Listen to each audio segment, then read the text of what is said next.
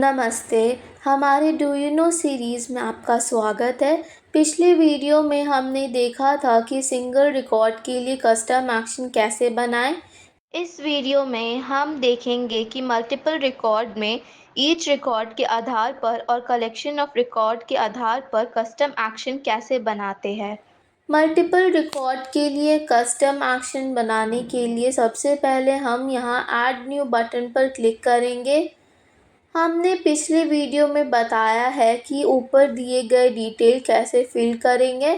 Execute action for के लिए दो ऑप्शंस अवेलेबल है, ईच रिकॉर्ड और कलेक्शन ऑफ रिकॉर्ड। अगर हम ईच रिकॉर्ड के आधार पर कस्टम एक्शन बनाते हैं तो सेलेक्ट रिकॉर्ड एक एक करके डिफाइंड एक्शन में जाएगा। अगर हम कलेक्शन ऑफ रिकॉर्ड के आधार पर कस्टम एक्शन बनाते हैं तो सेलेक्ट रिकॉर्ड कलेक्शन के रूप में डिफाइंड एक्शन में जाएगा। उदाहरण के लिए मैं ईच रिकॉर्ड के आधार पर और कलेक्शन ऑफ रिकॉर्ड के आधार पर दो एक्शंस बना के दिखाती हूँ। मैंने ईच रिकॉर्ड के लिए नाम और कंडीशन दिया है। अब मैं अपने यूज़ के आधार पर एक्शन बनाऊंगी।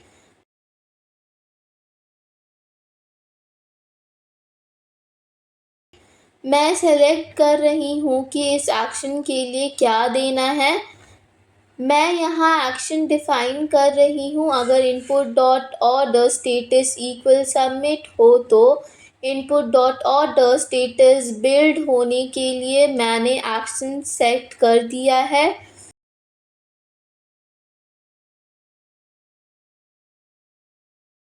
अब मैं इसे सेव करती हूँ और उसके बाद डन पे क्लिक कर रही हूँ। अब मैं क्रिएट पर क्लिक कर रही हूँ।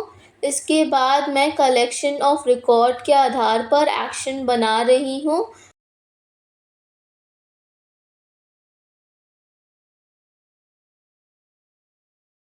मैंने नाम दिया है बिल्ड और वही कंडीशंस दी है। अब मैं क्रिएट पर क्लिक करूँगी। कलेक्शन ऑफ रिकॉर्ड्स के लिए हम एक फ़ंक्शन बना सकते हैं। ये फ़ंक्शन को कॉल भी कर सकते हैं। मैंने पहले ही फ़ंक्शन लिखा हुआ है, मैं उसे कॉल करूँगी। मैंने फ़ंक्शन के नाम बिल्ड दिया है।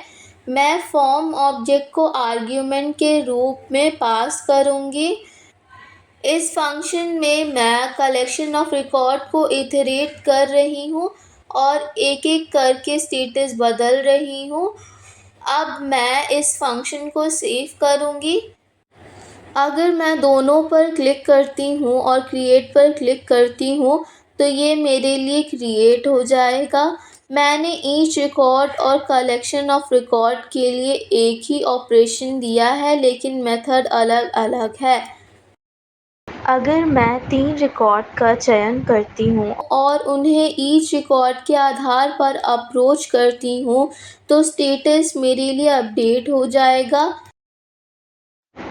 अगर मैं 3 रिकॉर्ड का चयन करती हूँ और उन्हें कलेक्शन ऑफ रिकॉर्ड के आधार पर अप्रोच करती हूँ तो ये कलेक्शन ऑफ रिकॉर्ड के आधार पर अपडेट हो जाएगा।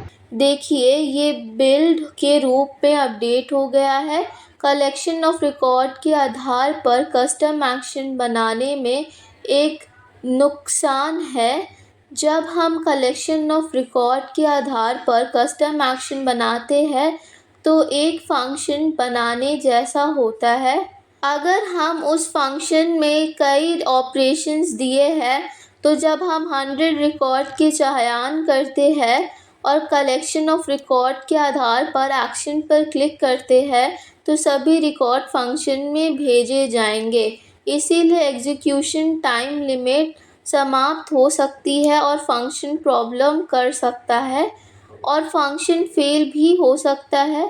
अगर हम ईच रिकॉर्ड के आधार पर एक्शन लिखते हैं तो ईच रिकॉर्ड एक्शन में जाएगा और जितना हो सकता हो उतना एग्जीक्यूट करेगा और बाकी को वैसे ही छोड़ देगा।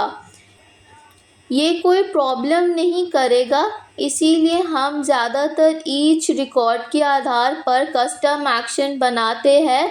हमने आपको बताया है कि मल्टीपल रिकॉर्ड के लिए ईच रिकॉर्ड और कलेक्शन ऑफ रिकॉर्ड के आधार पर कस्टम एक्शन कैसे बनाते हैं। अगर आप ज़ोहो क्रिएटर या इस सीरीज़ से जुड़े किसी भी चीज़ के बारे जानना चाहते हैं तो प्लीज़ नीचे कमेंट करें। लेटेस्ट अपडेट के लिए हमारे चैनल को सब्सक्राइब करें और बेल आइकन पर क्लिक करें। धन्यवाद।